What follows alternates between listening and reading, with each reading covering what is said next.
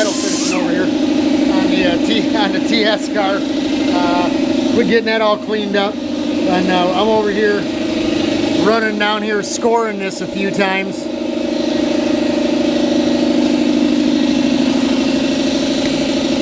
I know what you're thinking. Why did you buy it oversized, Robert? Well,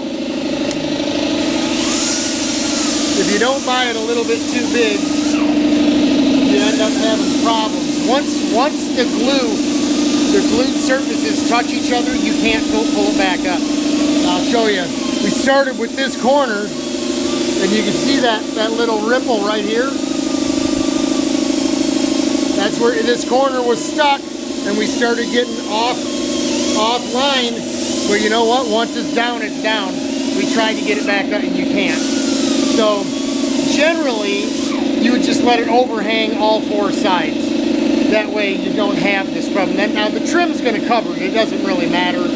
But I'm a perfectionist. That's just the way it is. No one's going to know that this is, you know, that this is a little short here, because it's going to be inside a good ½ inch or more of trim, right? And it'll be sealed. But I'm a little anal. And so there you go. Now we take a pair of pliers here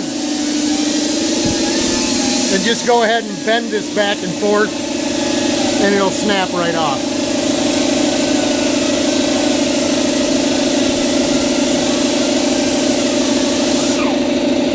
Yeah, just as soon as you get it started, like so, you can just go right on down here, and it'll just come right off.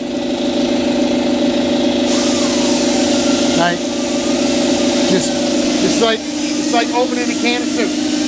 So I'm gonna go ahead and finish this up, cut the hole out for the handle and stuff. We'll bring you back when we flip it over.